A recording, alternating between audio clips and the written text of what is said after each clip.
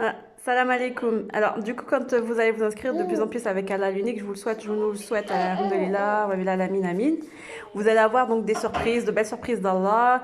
Alors, bien entendu, des fois, vous allez avoir faim, vous allez avoir peur, vous allez pleurer, vous allez, voilà, vous manquer des choses et tout, mais il faudra prier, patienter, être patient et demander pardon, faire les dhikrs, se rappeler toujours d'Allah, etc.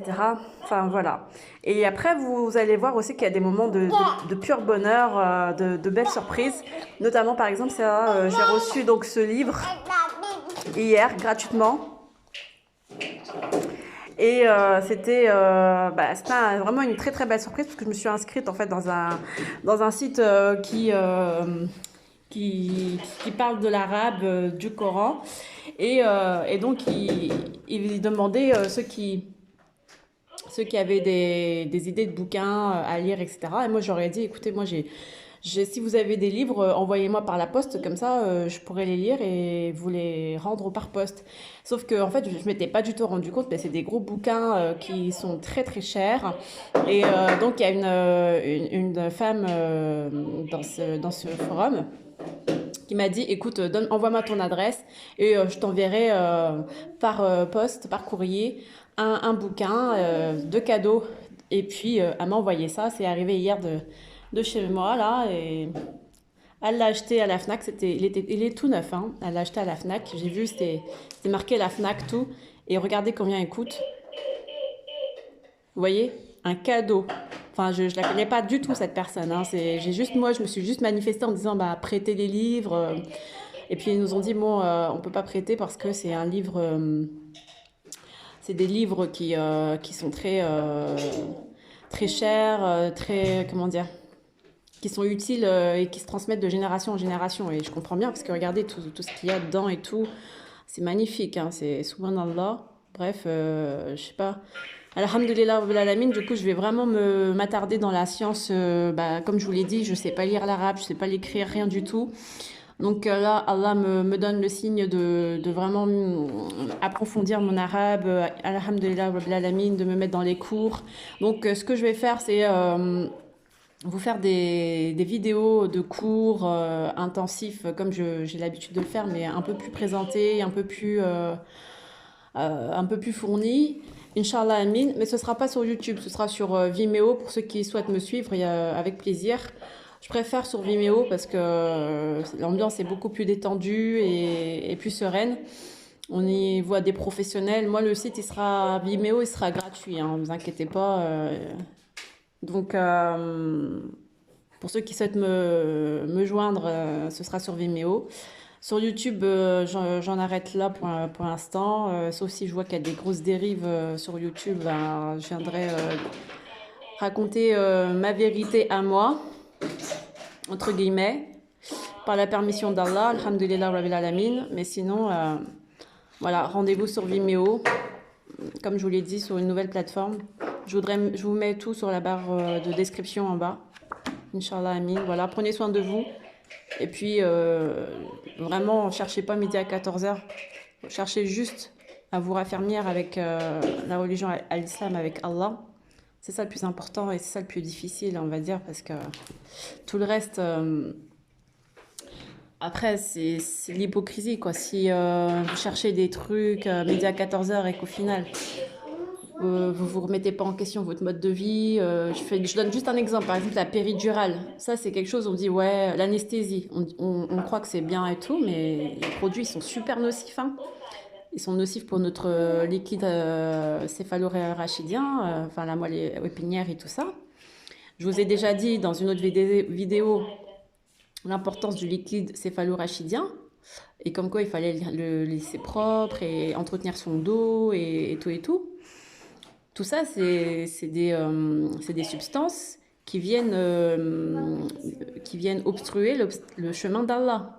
Tout ce qui est péridurale, les anesthésies, certains médicaments. Il y a aussi des crèmes comme le lidocaïne. Enfin, il y a plein de trucs qui empêchent l'Esprit Saint, quoi. Donc, ça va vous demander beaucoup d'efforts, extrêmement beaucoup de temps pour enlever tout ça de votre corps, toutes ces substances. Donc, si vous avez la possibilité de faire un accouchement naturel, faites-le. Après, oui, bah, si vous pouvez pas, voilà, moi je rentre pas dans les détails, je vous impose rien, on n'est pas dans une secte, hein, la vie, c'est chacun son choix. Je vous dis juste que les Gog et Magog, ils sont là et c'est pas en rejetant la pensée que la médecine n'a rien à voir dedans, que ça va arranger les choses. Non, au contraire, il faut prendre les choses point par point. Donc j'ai aussi la possibilité de vous dire qui je suis. Je suis quelqu'un donc de 33 ans, maman, j'ai trois enfants.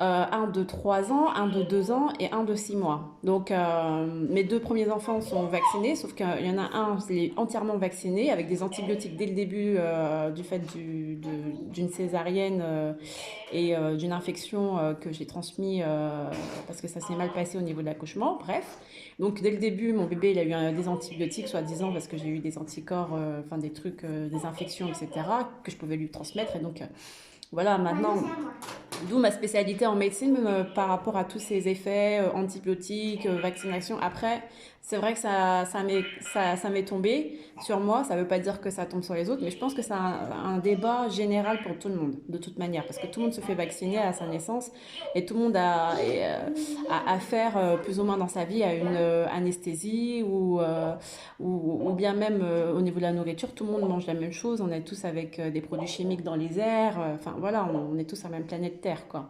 On est tous à côté soit des nucléaires, soit... Enfin voilà, personne n'est épargné en fait. Ensuite, mon deuxième, je l'ai vacciné, mais pas tout complètement. Il y a des vaccins que j'ai pas fait. Et ensuite, ma dernière, pas du tout vaccinée. Et donc, les trois sont avec moi. Le grand devrait être à l'école, mais il est à l'école à domicile avec moi. Mais sauf que, bien entendu, vous avez vu que monarque Macron a décidé, soi-disant, ne plus laisser les enfants à la maison avec leur maman. Vous voyez?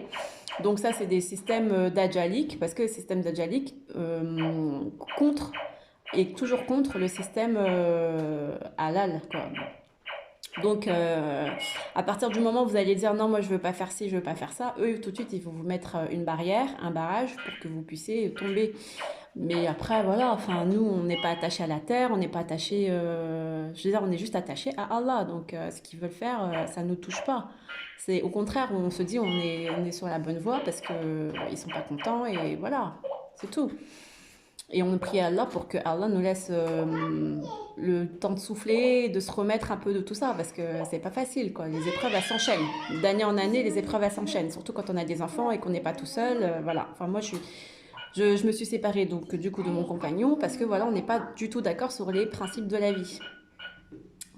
Pour d'autres personnes, le système d'Adjalik, ça leur convient tout à fait. Hein. Ils ne le remettent pas en question. Et puis même s'ils le remettent en question, ils disent ouais c'est pas bien, mais derrière ils vont le faire quand même. Donc il y a un peu de forme d'hypocrisie.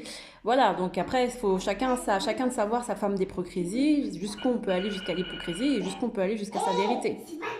Donc c'est important toujours de se remettre en question et d'essayer d'être le plus sincère possible dans ses paroles, dans ses actes. Moi je dis pas que tout est correct. Dans ce que je fais, j'essaie d'être au plus clair, d'être au plus juste, mais d'être au plus sincère. Mais c'est pas du tout évident. Parce qu'on a toujours des attaches. Mine de rien, on a toujours des attaches. Si demain, il y a quelqu'un qui vient pour emmener mes enfants, bah, je serais très triste, très malheureuse. Mais bien entendu, ça va me faire du mal. Mais voilà, je n'y pense pas pour l'instant. Hein, j'y pense pas, mais même si ça peut arriver, voilà, c'est la vie, c'est Allah.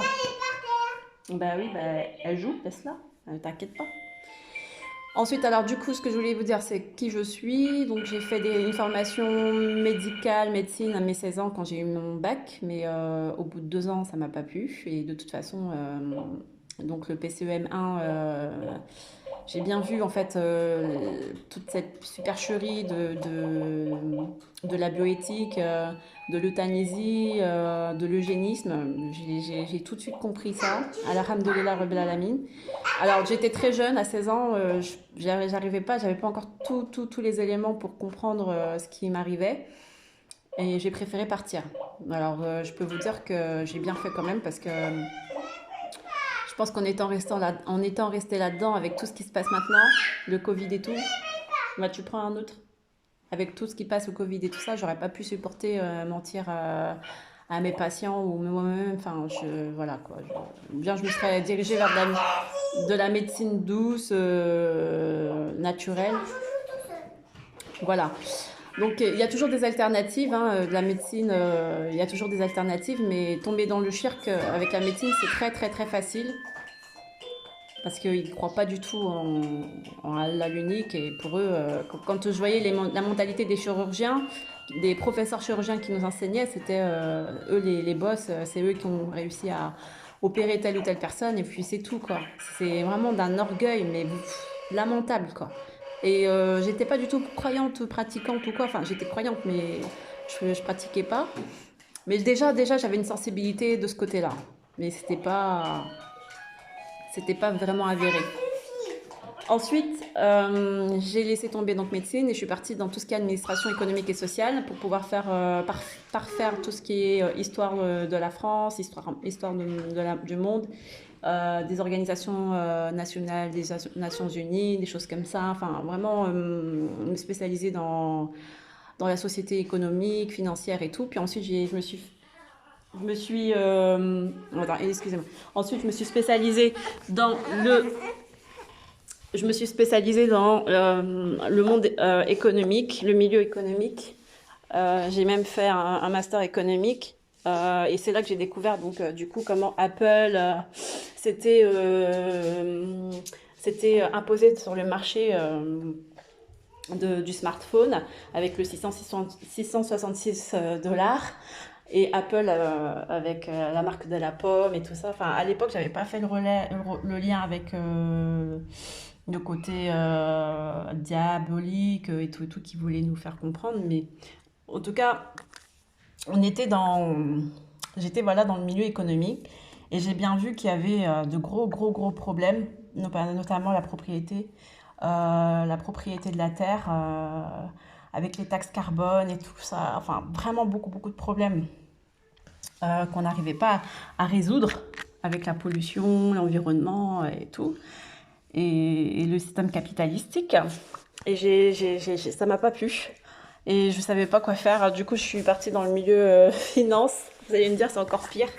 Comme quoi, les détours, eh ben, on croit savoir, mais en fait, on sait pas tout. Et je suis partie dans le milieu financier. Donc, j'ai eu un bac plus 5 banque finance, assurance. Et j'ai atterri dans deux grosses boîtes,